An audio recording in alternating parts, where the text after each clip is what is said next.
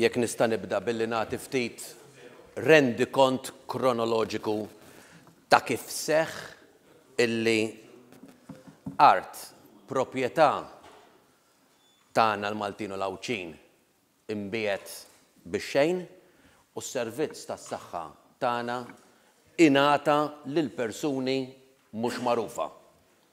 F'Marzu tal-2013 l-Isptar ta' Għawdex ittieħed mid-Dikasteru ta' Għawdex, dak iż-żmien il-Ministru Anton Refolo, u ngħata taħt id-Dikasteru tal-Ministru Konrad Mizzi.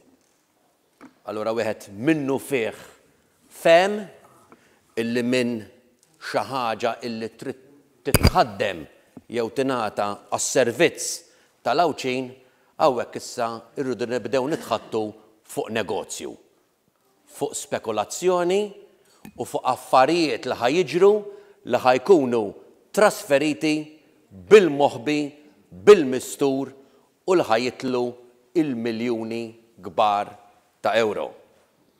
F'Lulju tal-2015 il-Ministru Konrad Mizzi ħabbar investiment ta' Barts u 5,000 student illi ħajibdew imorru fil-Gżira Awċija u allura għal darb'oħra wieħed jarġa' jibda jewden illi meta nħabbru proġetti kbar l-eluf kif ġara wkoll fl-American University of Malta illi hawnhekk bniedem qed jitkellem fuq numri kbar biex iħajjar investimenti kbar meta fir-realtà meta jistana il-kbir ħajinsteraq iż-żgħir.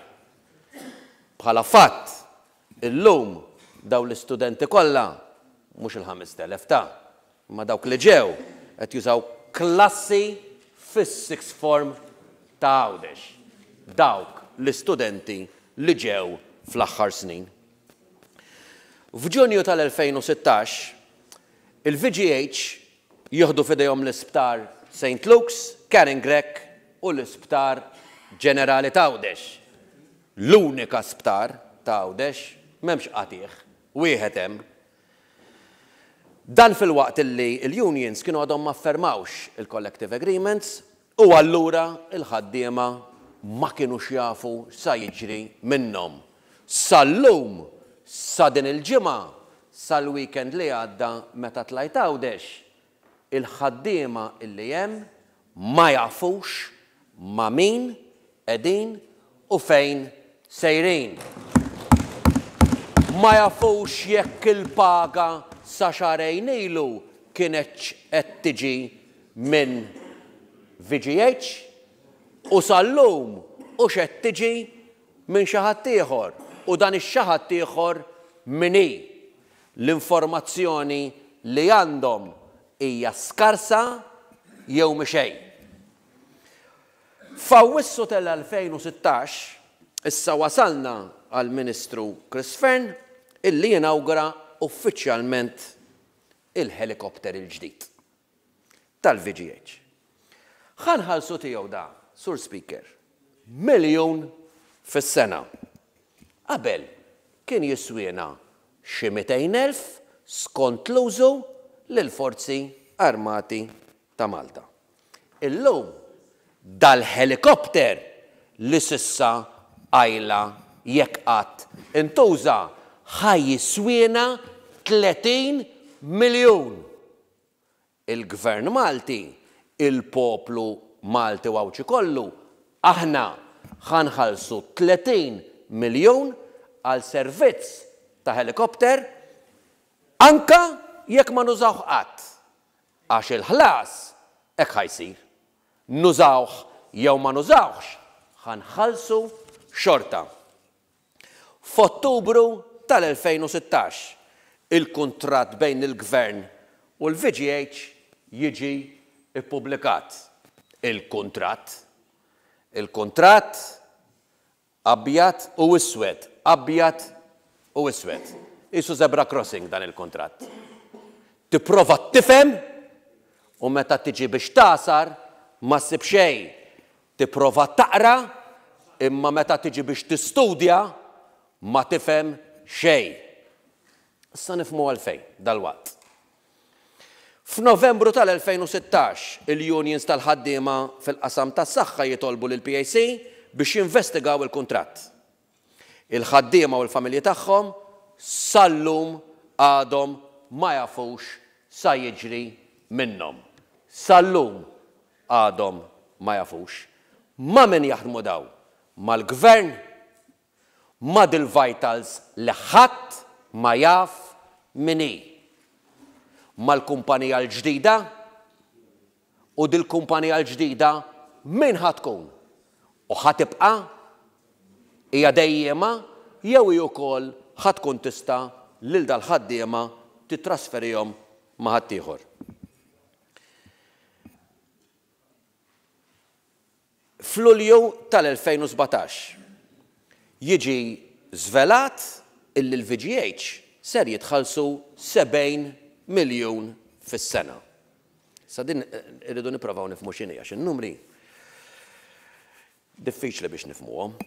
2000 miljun fi 30 sena. Fuq xi qed nitkellmu. Kemm għaddew ġranet? Illum għaddi ġurnata waħda. Illum, Sur Speaker, ħallasna 190,000. Illum! U ma ħadna xejn! Illum! Il-bieraħ ħallasna 190,000 oħra u ma ħadna xejn. Il-bieraħ tlura 190,000 oħra. Għada, pitada, pitpitada. U ma ħadna xejn. Għax il-kollega tiegħi, Dottor Chris Fern, sewwa qal dak li kien hemm qabel ma kienx veru meta spjegalna that this is the real deal. Għax ta' qabel kien fals, kien fittizju, ta' qabel kien daħqa fil-wiċċ. U għajn raw kif. Ħanarġa' nsemmi il-kronoloġija, ħalli l-ewwel ngħaddu il-perjodu kollu, u mbagħad nibdew naqsru. Il-VGH ser jitħallsu 36 miljun ukoll minn Barts. Minn barra dawk l-2000 miljun, minn barra dawk il-190,000 kuljum, ġifieri, ħajħallsuhom Barts ukoll. F'Diċembru tal-2017. Għalfejn f'Diċembru tal-2017. Għax kien ġejn il-Christmas u xi ħadd kellu jieħu rigal, għax kienet ġejja l-aħħar tas-sena u xi ħadd forsi rid jagħlaq is-sena bil-kwiet.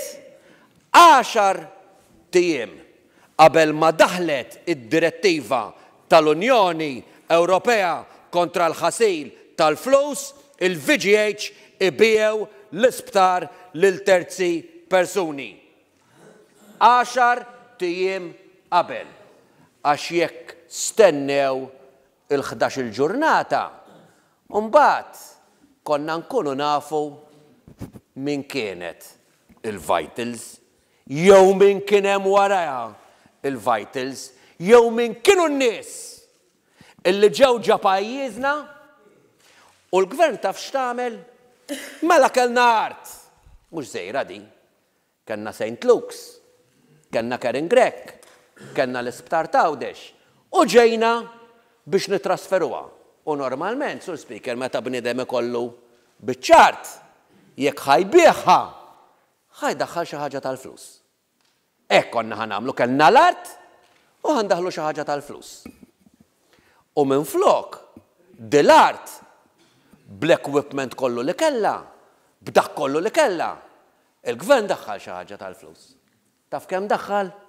Sur Speaker, għax forsi ma jafux in-nies. U da mhux numru kbir. L-ieħor kien numru kbir. 2000 miljun, 7 miljun, 190,000 kull jum. Il-gvern bih kollox għal euro wieħed biss. Għal euro. Alla ma jimportax. Ħowdu kollox. Imma tridu tagħmlu investiment. U dal-investiment kien dawk il-flus illi rridu jagħmlu huma. Issa għadda ftit żmien. Mela mhux dakinhar, mela forsi dakinhar ma stajniex ngħidu li din hija serqa, dinija, ħadma. Dakinhar għadna naraw, forsi ħajamlu xi investiment kbir. Imma sal-lum dal-investiment ma sarx. Sal-lum ma sar assolutament xejn milli kellu jsir. Il-kampus ta' Barts ma sarx. Il-130 sodda ġewwa St. Luke's u Karen Grek ma sarux. L-isptar state of the art f'Għawdex ma sarx. L-isptar jew l-iskola anzi medika f'St. Luke's ma saritx. Mela dak in-negozju falla. U l-gvern għamel klawżola. Biflusna sewwa. Biflusna għamel klawżola. Jekk daw ifallu, imorru ħażin, ma jagħmlux l-investiment, jonqsu minn dak li kellhom jagħmlu. X'sa jiġri? Ħajħallsu penali? Ħajpattu tagħha? Ħajjitilfu garanzija? Mhux li jkun provda l-Gvern Malti. Garanzija? Mhux li jkun provda xi bank Malti. Ħajjitilfu xi garanzija? Le. Jekk ifallu u ma jagħmlu xejn, il-Gvern itihom 80 miljun. Għax jekk ma jirnexxilhomx u rridu nieħdu l-art lura, intuhom 80 miljun aħna. Mela x'qed jgħidilna da kollu, Sur Speaker? Illi dan il-proġett kien intis speċifikament biex ifalli. Min kellu jaqla l-flus minn dal-proġett ma kienx ħajaqlaħħom jekk il-proġett jirnexxi imma biss jekk il-proġett ifalli. Normalment, meta xi ħadd irid jagħmel korruzzjoni f'xi ħaġa, x'jagħmel? Jagħmel ħafna xogħol, jagħti ħafna kuntratti, ħalli iktar ma jkun ix-xogħol, iktar ma jitħallsu flus, ikbar tkun il-biċċa tiegħu. Mela jekk xi ħadd jagħmel b'100 miljun xogħol u xi ħadd imwiegħed xi ħaġa, jieħu l-biċċa tiegħu. Da bil-maqlub. Da il-flus ħajħodhom xi ħadd biss jekk il-proġett ifalli. Il-għala. Il-VGH, il-Vitals, daw li m'għandhomx ġurnata esperjenza fil-mediċina. Għax ħanat l-eżempju li diġà semmejt, il-kollega ukoll Dr. Godfrey qal illi aħna l-Maltin kapaċi, u naqbel miegħu. Aħna l-Maltin, partikolarment f'dal-qasam, mad-dinja kollha magħrufin. U jien nagħti dal-eżempju. Jekk inti jkollok il xi ħadd ma jiflaħx mill-familja, ant min ħatibatu. Ant min ħatibatu. Ħatibatu ant il-mekkanik, ant tal-merċa, ant l-iskarpan, jew ant l-aqwa tabib li taf.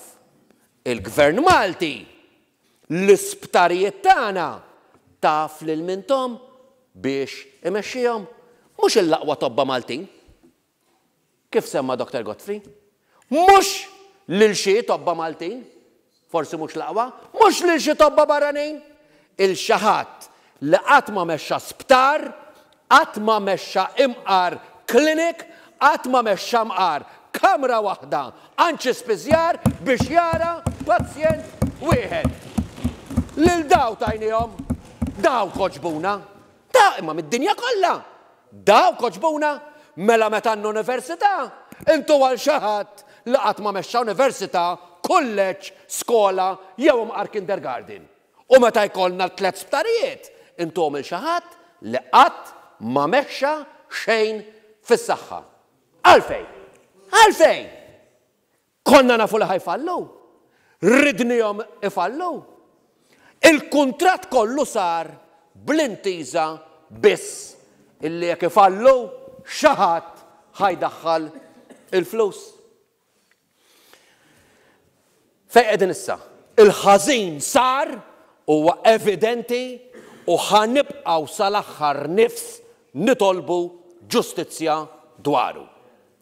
Min żbalja, min għamel dak illi evidenti li huwa ħażin irid iħallas. Però l-poplu Malti jrid ikun jaf ukoll x'sa jiġri, x'sa jieħu. U għaw persuna waħda biss, illi tista' tiddeċiedi. U qiegħed qudiemna, il-Ministru Fern. Il-Ministru Fern jaf li dak li ġara kien ħażin. Jaf li dak li ġara kien tan-niket. U qala għal daw li ġejjin tajbin, għax dawk li kellna ma kinux. Dawk li kellna kienu bisfaċċata. Dawk li kellna kienu gidba. They are not the real thing. Issa għandu żewġ xelti. Għax is-saħħa qiegħda fidejh, il-pinna qiegħda fidejh u jista' jagħżel waħda minn żewġ affarijiet. Jew ibbieħ il-Malta lil ħaddieħor għal darb'oħra jew jiffirma biex iġib l-isptarijiet lura għandna il-Maltin u l-Awċin.